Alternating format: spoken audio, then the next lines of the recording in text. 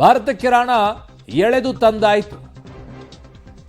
ಹೇಗಿರಲಿದೆ NIA ಮುಂದಿನ ತನಿಖೆ? ಅತಿ ಮುಖ್ಯವಾಗಿದು. ಒಂದು, ರಾಣಾ ವಾಯ್ಸ್ ಸ್ಯಾಂಪಲ್ ಪರೀಕ್ಷೆಯನ್ನ ಮಾಡುತ್ತಾರೆ.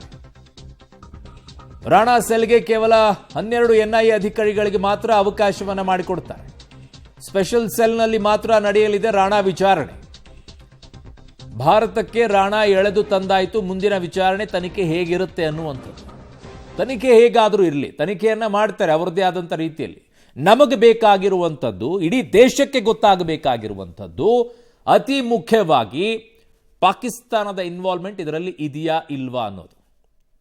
ಎರಡನೆಯದ್ದು, ಈ ದೇಶದಲ್ಲಿದ್ದಂಥವರು ಯಾರು ಅವನಿಗೆ ಸಹಾಯವನ್ನ ಮಾಡಿದ್ರು, ಹಣಕಾಸಿನ ನೆರವನ್ನ ಕೊಟ್ಟರು ಅನ್ನುವಂಥದ್ದನ್ನ ಬಾಯ್ಬಿಡಿಸಬೇಕಾಗಿದೆ ಅಲ್ವಾ ಶಬೀರ್?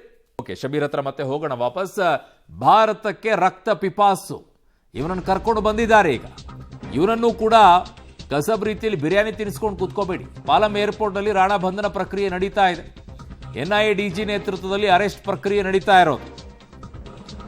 ರಾಣಾ ಬಂಧನದ ಬಳಿಕ ಎನ್ಐಎ ಕಚೇರಿಗೆ ಶಿಫ್ಟ್ ಮಾಡ್ತಾರೆ.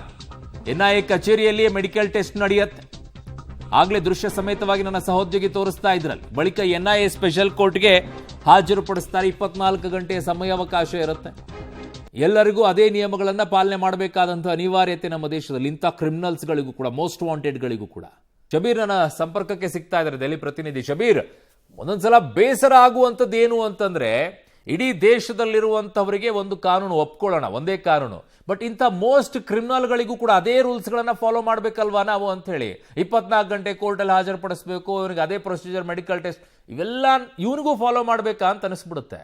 ಭಾರತದ ಸಂವಿಧಾನದಲ್ಲಿ, ಭಾರತದ ಕಾನೂನಿನಲ್ಲಿ ಇರುವಂತಹ ನಿಯಮಗಳೇ ಹಾಗೆ, ಮತ್ತು ಅವುಗಳನ್ನ ನಾವು ಪಾಲನೆ ಕೂಡ ಮಾಡಬೇಕಾಗತ್ತೆ. ಸೊ ಅದರ ಅನುಗುಣವಾಗಿ ಅಧಿಕಾರಿಗಳು ಏನು ನಿಯಮಗಳಿದಾವೆ ಆ ನಿಯಮಗಳನ್ನ ಫಾಲೋ ಮಾಡುವಂತ ಕೆಲಸವನ್ನ ಮಾಡ್ತಾರೆ. ಆರೋಪಿ ಯಾವುದೇ ದೇಶದವನಾಗಿರ್ಲಿ, ಭಾರತದಲ್ಲಿ ಅಪರಾಧ ಎಸಗದಂತ ಸಂದರ್ಭದಲ್ಲಿ ಆತನನ್ನ ಭಾರತೀಯ ಕಾನೂನುಗಳ ಅಡಿಯಲ್ಲೇ ಶಿಕ್ಷೆ ಕೊಡಬೇಕಾಗತ್ತೆ, ಆತನನ್ನ ನೋಡ್ಕೊಳ್ಬೇಕಾಗತ್ತೆ. ಸೊ ಹೀಗಾಗಿ ಆತ ಕೆನಡಾ ಪ್ರಜೆ ಆಗಿರ್ಬೋದು, ಅಥವಾ ಪಾಕಿಸ್ತಾನದ ಮೂಲದಿಂದ ಆಗಿರ್ಬೋದು, ಅಥವಾ ಅವನ್ನ ಅಮೆರಿಕದಿಂದಲೇ ಕರ್ಕೊಂಡು ಬಂದಿರಬಹುದು.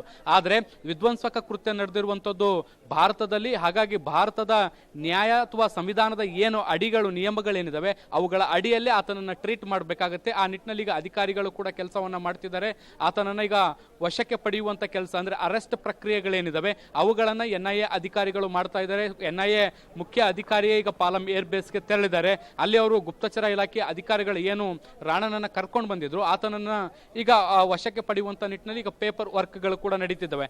ಅಲ್ಲಿಂದ ಆತನನ್ನ ವಶಕ್ಕೆ ಪಡೆದ ಬಳಿಕ ಮುಂದಿನ ಹಂತದಲ್ಲಿ ಪ್ರಕ್ರಿಯೆಗಳು ಶುರುವಾಗುತ್ತೆ. ಮುಂದಿನ 24 ಗಂಟೆಯಲ್ಲಿ ಆತನನ್ನ ನ್ಯಾಯಾಧೀಶರ ಮುಂದೆ ಪ್ರೊಡ್ಯೂಸ್ ಮಾಡಬೇಕು. ಅದಕ್ಕಿಂತ ಮುಂಚೆ ಬೇಕಾದಂತ ಮೆಡಿಕಲ್ ರಿಪೋರ್ಟ್ ಗಳನ್ನು ಕೂಡ ತಯಾರಿ ಮಾಡ್ಕೋಬೇಕು. ಯಾಕೆಂದ್ರೆ ಆತನ ಹೆಲ್ತ್ ಕಂಡೀಷನ್ ಹೇಗಿದೆ ಅನ್ನೋದರ ಆಧಾರದ ಮೇಲೆ ಆತನನ್ನ ಎಷ್ಟು ದಿನ ಕಸ್ಟಡಿಗೆ ಕೊಡಬೇಕು, ಹೇಗೆ ನೋಡ್ಕೊಳ್ಬೇಕು, ಹೇಗೆ ಟ್ರೀಟ್ ಮಾಡಬೇಕು ಅನ್ನೋದಕ್ಕೆ ಸಂಬಂಧಪಟ್ಟಂತೆ ಕೋರ್ಟ್ ಕೂಡ ಡೈರೆಕ್ಷನ್ಸ್ ಅನ್ನು ಕೊಡುವಂತ ಸಾಧ್ಯತೆಗಳಿದಾವೆ.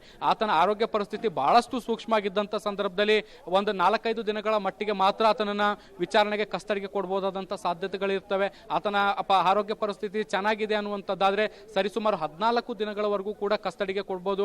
2-3 ಹಂತಗಳಲ್ಲಿ ವಿಚಾರಣೆಗೆ ಅವಕಾಶವನ್ನ ಮಾಡಿಕೊಡುವಂತ ಸಾಧ್ಯತೆಗಳಿದಾವೆ. ಸೊ ಹಾಗಾಗಿ ಮೆಡಿಕಲ್ ರಿಪೋರ್ಟ್ ಬಹಳಷ್ಟು ಮುಖ್ಯ ಆಗಿರುವಂತಹ ಹಿನ್ನೆಲೆಯಲ್ಲಿ ಆತನನ್ನ ಅರೆಸ್ಟ್ ಮಾಡಿದ ಬಳಿಕ ವೈದ್ಯಕೀಯ ತಪಾಸಣೆಯನ್ನು ನಡೆಸಿ ಅದರ ವರದಿಗಳ ಜೊತೆಗೆ ಆತನನ್ನ ನ್ಯಾಯಾಧೀಶರ ಮುಂದೆ ಹಾಜರುಪಡಿಸ್ತಾರೆ. ನ್ಯಾಯಾಧೀಶರ ಮುಂದೆ ಇವತ್ತೋ ಅಥವಾ ನಾಳೆ ಅನ್ನುವಂಥದ್ದು ಇನ್ನೂ ಕೂಡ ಸ್ಪಷ್ಟವಾಗಿಲ್ಲ. ಆತನನ್ನ ಒಮ್ಮೆ ಎನ್ಐಎ ಕಚೇರಿಗೆ ಕರ್ಕೊಂಡು ಬಂದು ಇಲ್ಲೆಲ್ಲವೂ ಕೂಡ ಪ್ರಾಥಮಿಕ ತನಿಖೆಯನ್ನು ನಡೆಸಿ ಆತನ ಹೆಲ್ತ್ ಚೆಕಪ್ ಮಾಡಿದ ಬಳಿಕ ಮುಂದಿನ ಪ್ರಕ್ರಿಯೆಗಳು ಕೂಡ ಶುರುವಾಗುತ್ತೆ. ಅರುಣ್.